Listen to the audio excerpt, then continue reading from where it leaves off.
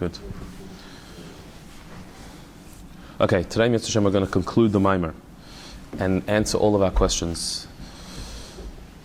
So, where we got to, the Rabbi explained how when there's a revelation of Pnimius HaKeser, Pnimius Atik, the inner level of Atik, when that is revealed, so what's really being revealed is the infinity of Hashem Himself. And on that, when that's revealed, there's no higher and lower, there's no two levels, there's no up and down. What's revealed is that the truth of everything, the inner level of everything, is godliness itself. So while Arich is a revelation from higher than Ishtalshalus that overrides Ishtalshalus, Atik is a revelation from higher than Ishtalshalus that inspires Ishtalshalus, Pnimius Atik is a revelation that reveals that there's no Hishtalshalus and higher than Hishtalshalus, no up and down, everything is godliness. And so Hishtalshalus itself reveals its inner godly nature. And so this is what happened at Chanukah, and that's what we're going to see now in Yud Beis. This was the revelation of Chanukah. And particularly the revelation that was in the candles of Chanukah, the miracle of the menorah. When we light the candles, it's to commemorate the miracle of the oil that lasted. And as the Rebbe explained earlier, oil represents Pnimius Atik, that substance that is on the one hand higher than all other liquids, but at the same time it spreads within everything. Just like Pnimius Atik, which is the highest level. It's the Pnimius of Atik. But it is a revelation of the inner reality of everything. It's found in everything. It's the godliness that's found in everything, just like oil. Shugili the Pnimius Atik. What was happening here, it's a revelation of Pnimius Atik. When we light the Chanukah menorah, there's a revelation of Pnimius Atik. And the miracle of Chanukah was itself a revelation of Pnimius Atik, which we'll see. That's why it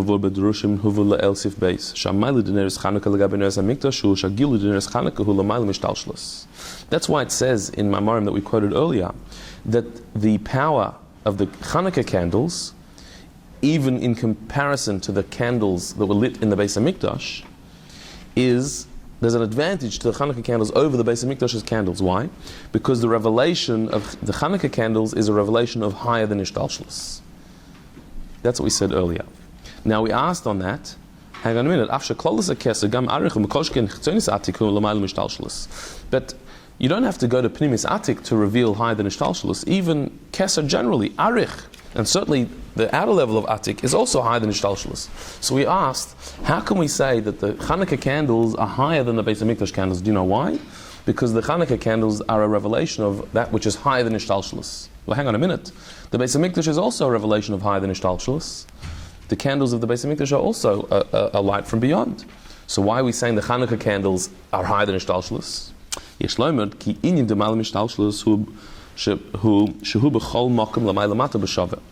The real definition of higher than Ishtalshalus means that when you have a revelation that's higher than Ishtalshalus, it is everywhere equal, above and below equal. If you're really going beyond Ishtalshalus, what is Ishtalshalus? Ishtalshalus is that there are levels, there's a hierarchy, there's higher and lower, there's up and down, there's different levels. If you're revealing higher than Ishtalshalus, then there should not be different levels. There's no higher and lower, there's no heaven and earth, there's no high level and lower level, it's all equal. That's really what a revelation of higher than Ishtalshalus means. The Inyan zehu be'ikr be'pnimis atik, and that really happens when you have a revelation of pnimis atik. Shagilu de chitzonis atik hu be'ikr l'mayla. The revelation of chitzonis atik is mainly above. But it affects the below. Which we said earlier is an example of that is the revelation that happened through Shlomo Melech. King Solomon, when he built the Beis HaMikdash, there was a huge revelation of the light of Hashem that's higher than Ishtalshalus. Specifically, which level was revealed by Shlomo Melech? Atik. Chitzonius Atik. So what was the result of that? When Chitzonius Atik is revealed, people like the Queen of Sheba, he came to him. Yeah, right. Which means that the revelation was in Yerushalayim. It affected the Queen of Sheba in Sheba. But she had to come to Yerushalayim. If she wanted to be a part of this, if she wanted to connect to that revelation, she had to come to Yerushalayim. Which means, when the Beis HaMikdash stood, there was a revelation higher than Ishtalshlus. Yeah? Chitzonius Atik. So where was that revelation? In Yerushalayim. Did it affect the world beyond Yerushalayim? Yes, it did. Because Queen of Sheba wanted to come. But where was the revelation? It was in Yerushalayim. She couldn't stay in Sheba and bask in the glory of Hashem. She was affected by it in Sheba. It reached her. But she had to get up and move and come to Yerushalayim. So what does that show? That this revelation, it's higher than Ishtalshelus, but it's not totally higher than Ishtalshelus. It's still somewhat conforming to the confines of this world. Because if it would be a real higher than Ishtalshelus revelation, then it wouldn't matter where you are. The revelation would be the same. The fact that it was more in Yerushalayim than it was in Sheba shows that there is some Ishtalshelus impact there.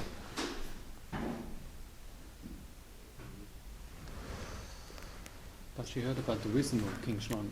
Was it the actual sanctity of the Beis HaMikdash or King Shlomo's wisdom? So, on the simple level, she heard the story of King Solomon and wanted to come to him. But on a deeper level, what inspires a queen to leave her kingdom and prostrate herself before another king? And especially when talking about King Solomon, who represents holiness, it's that his holiness impacted her. The holiness of Shlomo and of the Beis HaMikdash and of Yerushalayim. So, the fact that she had to leave her home to go to him shows that the revelation was in one place more than in another place. Well, if that's the case, it's not real higher than Ishtalshelus. As the Rabbi explains, the bottom line of the page, Ein Beis. We explained earlier that the revelation that happened through Shlomo Melech, which was a revelation of Chitzonius Atik, the outer level of Atik, the main revelation was in Yerushalayim. But it extended and impacted Sheba as well. But it wasn't there. It wasn't in Sheba. It reached there, it shone there, but it wasn't actually there. If you have real higher than Ishtalshelus, which will mean that higher than Ishtalshelus means there is no hierarchy, there's no system, that will mean that revelation will be everywhere equally. That's only when Pnimius Atik is revealed. Because Pnimius Atik is found everywhere. See, the twist here in this Maimer, it's saying, is that something quite counterintuitive happens. When you go deeper, you get lower. That's what it's saying. That if you go to Arich, Arich is very high. If you go to Atik, Atik is even higher. If you go to Pnimius Atik isn't high. It's everywhere. Because we're talking about godliness, so the closer you get to godliness, the more everywhere that will be, the more omnipresent that will be. So ironically, the higher level is found everywhere. The level of Arich is beyond Ishtalshelus, it's up there. Atik is even higher than Arich. But Pnimius Atik is found everywhere, because that's real godliness. If you're talking about Hashem's light, so then Hashem's light is more in heaven than it is on earth. If you're talking about Hashem's self, where is Hashem more, heaven or earth? He's everywhere, equally. But in a more concealed form, or not? Sometimes, that's what makes it earth. But a revelation of Pnimius Atik, when Pnimius Atik is revealed, what is revealed?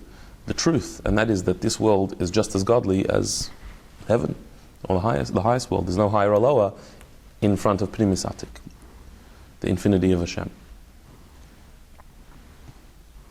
So when you talk about levels of Hashem's light, so then there's a Hishtalshelus. When you talk about Hashem's self, that's beyond Hishtalshelus. There's no higher or lower. So this world is just as much godly as any other world. So therefore, if the revelation of the Beis HaMikdash was such that Yerushalayim experienced it directly and Shva experienced it indirectly by extension, then that's obviously not true higher than Ishtalshalos. It couldn't be. Because if there's a difference between two places, so then that's not higher than Ishtalshalos, really.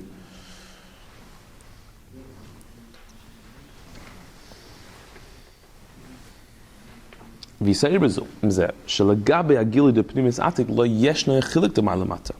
not just that when Pnimis Atik is revealed, it's revealed everywhere.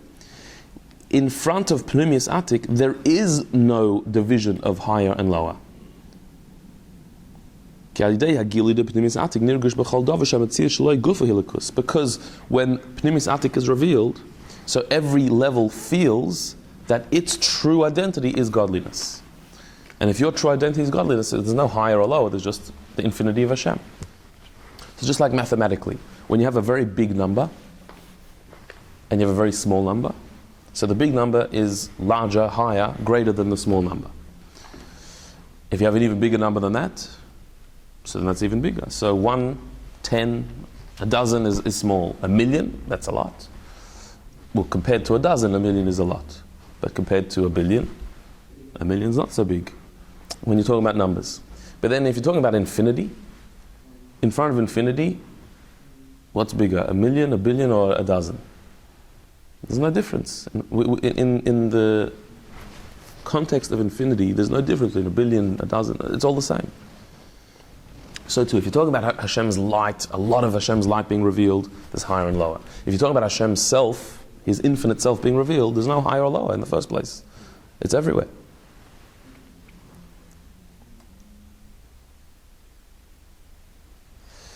So now in Yud Gimel, the Rebbe is going to explain how Chanukah, you see that the revelation was a Pnimis Atik revelation, as opposed to the Beis HaMikdash, where it was Chitzonis Atik. Look in Yud Gimel.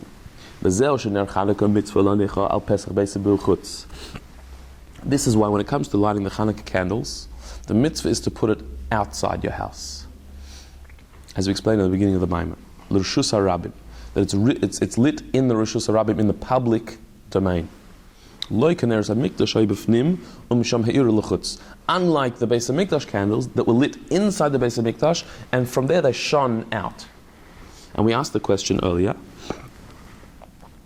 if the candles of Chanukah are so infinite, why do you need to light them outside in order to illuminate the darkness?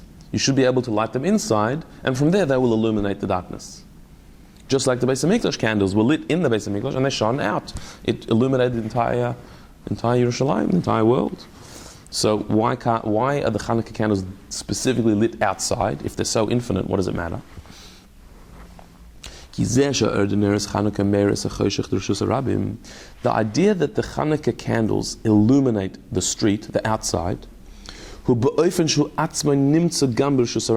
is in such a way that the Chanukah candles themselves are found in the outside.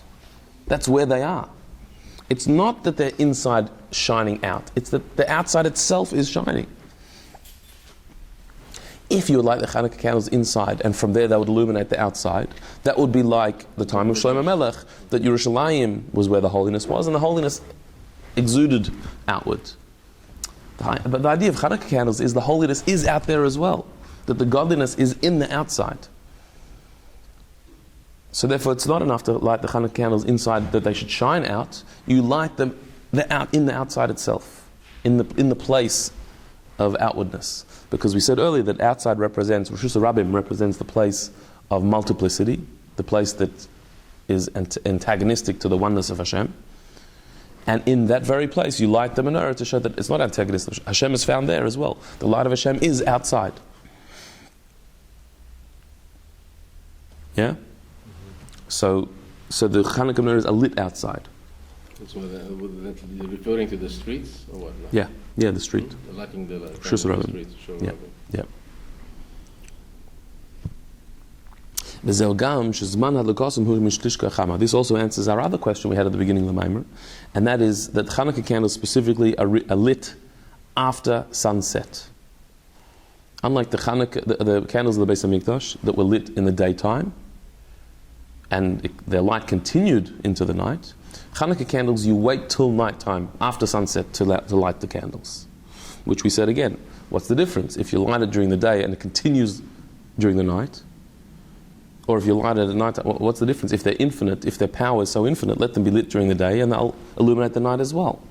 Why do we light the Chanukah candles dafka at night, not during the day? Because the idea that the Chanukah candles are able to illuminate the darkness of night is not in such a way that the Chanukah candles are really a daytime thing. They belong in the time of day of revelation, but they can also illuminate nighttime. No. It's that in the darkness itself, that's where the light belongs. Again, if we would have lit the Chanukah candles in the daytime and they would continue into the night, what does that show? That shows that the Chanukah candles are so infinite that even though they're lit in daytime, they even last till the nighttime. But that wouldn't really express the full power of the Chanukah candles. The power of the Chanukah candles is that night itself has light in it, is a source of light, that there's no real darkness. It's the light that's found within darkness that we're trying to express, the godliness that's found within the physical world.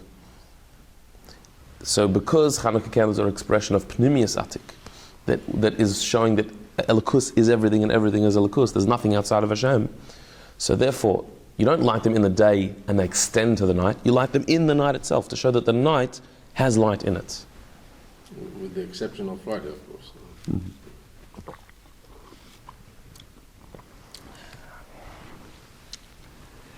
We say them as a bit even more than that. What this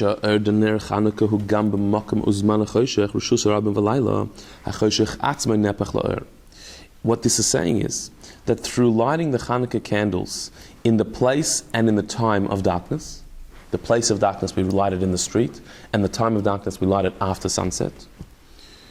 What does that show? It shows that darkness itself can be transformed into light. Not just we can illuminate darkness, not we can bring light to darkness, but the darkness itself can be transformed into light. So again, the candles of the Beis HaMikdash, what were they? They were a revelation of higher than Ishlalshalos, but which level? Chitzonius Atik. Which means a level where the light is so powerful it can even reach the darkness. Yeah? The light is so powerful it can even reach the darkness. So therefore, the candles of the Beis HaMikdash were lit inside the Beis HaMikdash, and they were lit during the daytime. But even though they were lit inside, the light was able to permeate the outside as well. It spread to the outside. And even though they were lit during the day, but it stayed lit during the night, showing the power of light to illuminate darkness and outside and the foreign external outside world.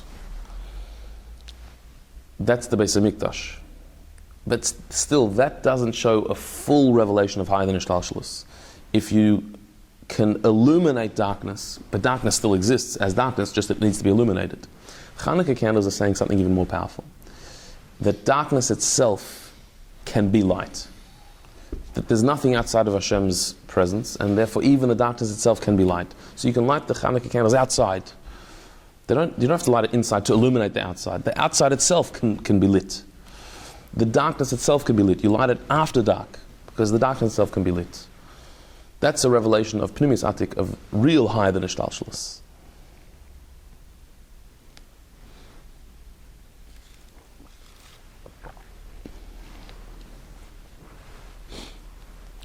So we answered the questions that the Maimar began with. Why the Chanukah candles, even though it's a rabbinical mitzvah, and rabbinical mitzvahs are based on Torah mitzvahs, so why don't we light the Chanukah candles the same way we light the menorah of the Beis HaMikdash? Because the Chanukah candles are expressing something deeper and higher than the candles of the Beis HaMikdash. Because while the Beis HaMikdash was a source of light that illuminated the darkness, Chanukah is showing that the darkness itself, actually there's light beneath it.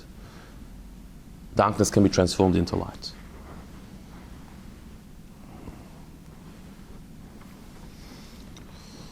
Yudalit. Valpi ze yesh levar atam al ze shamshachas gilui ze haisa dafka de mesiras nefesh de Matisyahu banov, v'loi al yedei mesiras nefesh de Purim. This will also explain to us why this revelation came about specifically through the mesiras nefesh, the self-sacrifice of Matisyahu and his sons, and the same thing did not happen in the mesiras nefesh of Purim, the story of Purim. If you recall, the Maimer, we asked in the beginning of the Maimer, that why was Chanukah the festival of higher than Ishtalshelus, a revelation of higher than Ishtalshelus? Because Matisyahu and his sons had mesiras nefesh, total self-sacrifice. And what is mesiras nefesh? Mesiras nefesh is when a person goes beyond their own Ishtalshelus. Your Ishtalshelus is your system of logic, that you behave in a way that's rational. You fight battles that you can win, that you have a chance of winning. You do things that make sense. To have mesiras nefesh means to do things that completely don't make sense. For Matisyahu and his sons to fight against superpower made no sense whatsoever. That's total mesiras nefesh. That's going beyond Hishtalshelus within yourself. When you go beyond Hishtalshelus within yourself, it arouses Hashem to reveal His level that's beyond Hishtalshelus. Didn't Mordechai also went with So the Maimer asked, but surely in the times of Purim, the mesiras nefesh was even greater. Because there the entire nation had mesiras nefesh. They were all willing to die rather than deny their Jewishness. So isn't that even greater mesiras nefesh?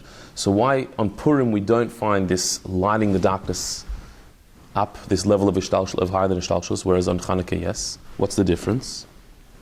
So here, the mesiras nefesh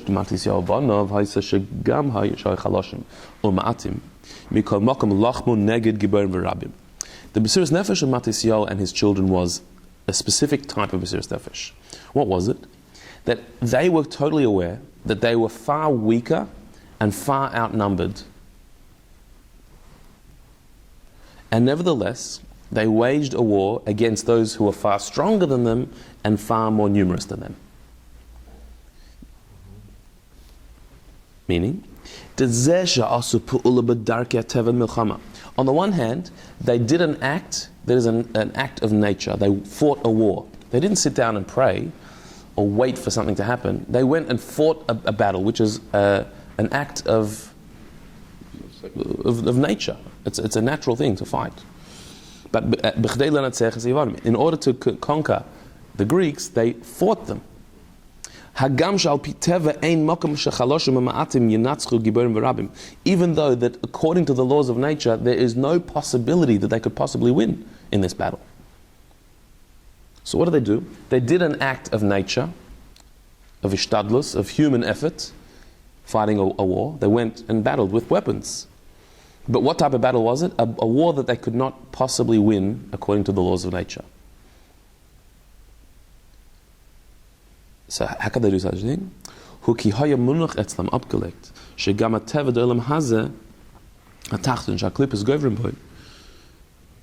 bracket in English? That it was, by them it was an axiom.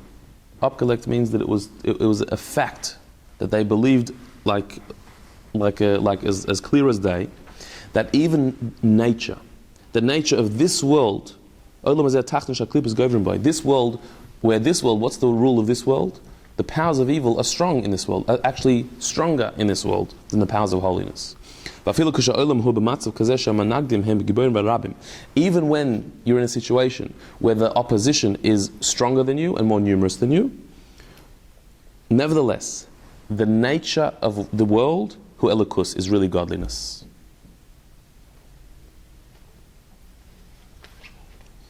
Again, what was going through the minds of Matisyahu and his sons? What was the situation? They were 5 people. There was a superpower standing against them, a well-oiled army, and they started a battle. These 5 people started a fight against this superpower. What were they thinking? If they were expecting a miracle, if that's what they were thinking, that there's going to be a miracle's going to happen. If that's what they were thinking, then don't fight. Don't shoot arrows. Don't do things that are according to the laws of nature. If you want a miracle, so daven, fast, learn Torah. I mean, that's how miracles happen. You don't expect that you're going to win a war against a huge nation like that. What you should expect is that Hashem is going to open the earth and swallow them up, something miraculous. So if that's what they were expecting, a miracle, so then they wouldn't go out, 5 people with bows and arrows against the superpower. On the other hand, did they think they had a chance of winning according to the laws of nature? That 5 people are going to be able to shoot enough arrows and throw enough spears to defeat a huge army? I mean, that's ridiculous. So what were they thinking? On the one hand, they were doing something that was a human effort to win a war. They went out with their weapons and waged war. On the other hand, what they were doing had no chance of winning. So what were they thinking? The answer is that Matisyahu and his sons were on a level where for them, the laws of nature did not exist as a separate entity. There's just godliness. There's just Hashem. Even in this world, in the world where the powers of evil are strong, and even in the case where you're facing an enemy that is stronger than you and mightier and more numerous than you, even then they said, okay, but the laws of nature are not a reality of their own. It's just godliness. There's only Hashem. There's nothing but Hashem. And so therefore, if Hashem so wants it, the laws of nature will make us win. In other words, they recognized the godliness behind nature. So therefore, they didn't sit back and say, wait for a miracle to happen. You don't need a miracle. It could be natural. Why? Because nature is godly as well. So we'll fight and we'll win. Even though the laws of nature itself would dictate you'd lose such a war. What laws of nature? There's only godliness. There's only Hashem. Ein od milvado. There's nothing but Him. That's why they said, Mi Hashem Elai, Maccabi, who's with Hashem, Yeah. part of us. Yeah. Oh, so could you say they were appealing to the godliness in nature, so to speak? Correct. The normal way of looking at things is that there's the laws of nature, and then there's the power of miracles that's higher than the laws of nature. And so, when the laws of nature are not on your side, when you don't have a chance in the laws of nature, so then hopefully a power higher than nature will come and override nature. That's the normal way of looking at things. Matisyahu and his children didn't look at it that way. They said, nature is godliness too. So within the world of nature, of fighting and shooting bows and arrows, we can win. Because it's all elikus, it's all godliness. And that was such a reality for them. This was not just a theory that they learned in a maimer. They were willing to go out and fight with total confidence that they'll win because Hashem is nature, nothing else. So could you say for them the Derech HaTeva and Hashem was like essentially the same thing almost, is it? Correct. That nature is godliness. There's nothing outside of Hashem. That's why in the 6-day war too, when you were outnumbered, you still fought. How can you have that feeling? How can you have that axiom, that assumption? How can you have that attitude? It's only through feeling that the true existence of Hashem is the truth of all existence. That Hashem is the true existence of everything. That the real reality of everything, the true identity of everything is Hashem. There's nothing outside of Him. So nature is Hashem. Miracles are Hashem, nature is Hashem too. So that was the sense, that was the feeling that they had. And so they were the ones who were able to draw down Pnimius Atik. Because what's Pnimius Atik? That Hashem is the truth of everything.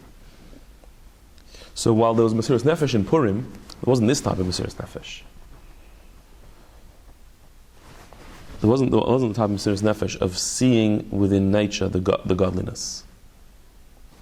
So for them, in the natural course of events, so to speak, 5 people could beat a superpower for them. Yeah, because they said, why not? It's all godliness anyway. Nature is godliness. So if you'd ask them, do you need a miracle? No, why do you need a miracle? Nature can do it as well. That's a very deep level. It's a very different insight. It's a different level of realization. So further, Tezvav. V'zeu shezmanu shel Chanukah hu ad kalya riglid tarmudoi.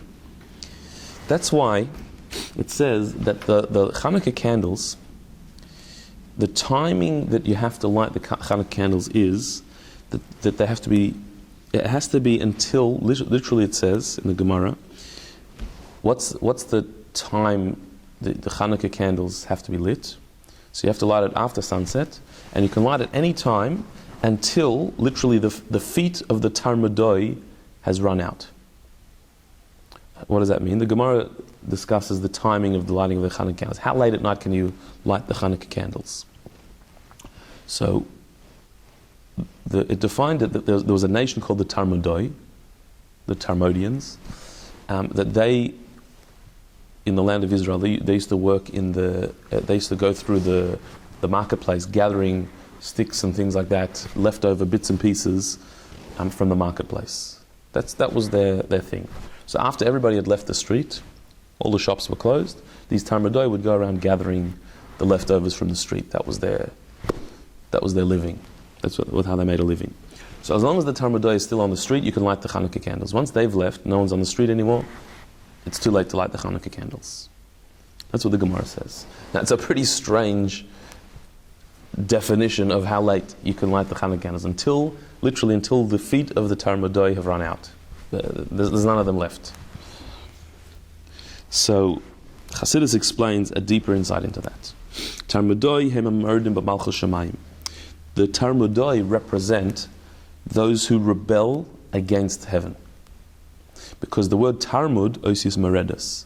The word Tarmud means meredas, a rebellion one, a rebel. So you can light the Chanukah candles until the feet of the Tarmudoi have run out. What does that mean? The power of the Chanukah candles is that it is able to rid the world of the Tarmudoi, of the rebellion against heaven. Which means two things. There are two ways of explaining that. You can explain it like this, that the power of the Chanukah candles is that it is able to nullify, negate, and cancel out the rebellion in the world. It's able to take darkness and quash the rebellion against godliness in the world through a light of holiness. But there's a second explanation that you could explain. That the light of the Chanukah candles is able to inspire the rebellious to lose themselves in godliness. That even those rebellious can become consumed by godliness. That even those who were once rebellious against godliness will themselves come to lose themselves in the holiness of Hashem. Right? So there's two ways you can explain it. In Kabbalah it says that Tarmudoi represent rebellion against godliness. Chanukah candles are lit until there's no Tarmudoi left, which means until there's no rebellion against Hashem left. Why? There's two ways you can quash a rebellion. One way is to conquer it, to rid the world of the enemy. The other way is to change the enemy into a friend, to transform the enemy.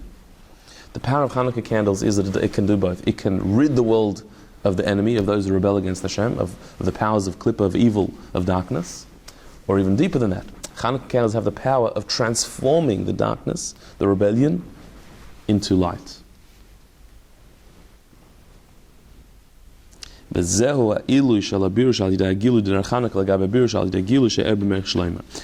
the difference.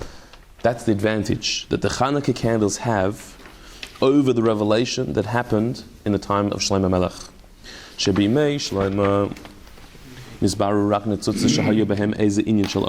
In the time of Shlomo Melech, which sparks of holiness were elevated? Which parts of darkness were transformed into light? Only those parts that had somewhat of a connection to light. And not the sparks of godliness that had become completely darkened. Meaning, the light of Shlomo Melech was able to reach those who had a bit of a preponderance towards holiness. So the Queen of Sheba, she was potentially an enemy of King Solomon, but she had in her some sensitivity to holiness, and so therefore she was impacted and affected by the holiness of Yerushalayim, of Shlomo Melech, that spread all the way to her, and she was able to turn around. But there were others who didn't. There were other kings and queens who did not nullify themselves to Shlomo Melech. Not all the world went under Shlomo's power. So which part of holiness was influenced by the Beis HaMikdash, by Shlomo Melech? Sorry, the part of darkness was influenced by Shlomo Melech? Only that part that has a bit of a tendency towards holiness. But not those who are completely dark. The rebellious ones certainly did not turn themselves around in the times of Shlomo Melech. The Talmudoi, those who rebel. But the Chanukah candles have the power to take those who are rebellious, meaning those who are completely antithetical to holiness, and transform them, turn them around to lose their rebellion and to become friends. Right? So in other words, the power of Chanukah, as opposed to the power of the Beis HaMikdash, the Beis HaMikdash could only draw those parts of the world that had it in them already, had somewhat of holiness within them. Whereas the Chanukah candles can even draw somebody who doesn't have them in them, doesn't have that holiness in them. Yeah, they're rebellious, they're completely dark, they can be turned around as well by Chanukah. That's the power of Chanukah. So this same idea applies to the project of spreading the well springs of Chassidus to the most outlying place, which we know from earlier that's what brings Mashiach. Even if there's a person who's in a state of outsideness, they're completely outside, completely disconnected in the lowest state possible spiritually. Even if they're in a state of rebellion, God forbid, where somebody actually not just is not interested in godliness, not just is indifferent to it, but is actively in a state of rebellion, through spreading the well springs of Chassidus to the outside, it will completely nullify any opposition that person had previously. Even the foot of the Talmudoi, which means the lowest level of rebellion. When it says that the feet of the Talmudoi will be run out, what does that mean? Even the lowest level of rebellion, even the darkest and lowest spiritual state can be transformed. And not only that, not just you will get rid of that rebellion and that darkness, but they will actually experience a feeling of losing themselves in godliness, not being lost, but being consumed by godly desire. So the greatest rebel, the person who's the furthest away, can be transformed and come onto the side of holiness. And this is all a foretaste of what will happen when Mashiach comes. Because when Mashiach comes, it says that the spirit of impurity I will rid from the earth. That Hashem will get rid of impurity from the earth. And not only that, but all nations will be transformed to serve Hashem as one. So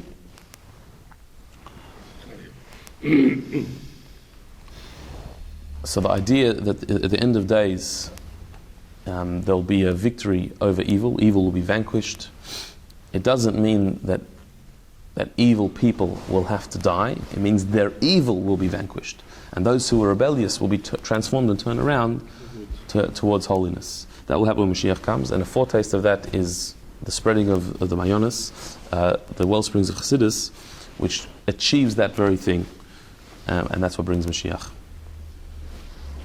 Amen.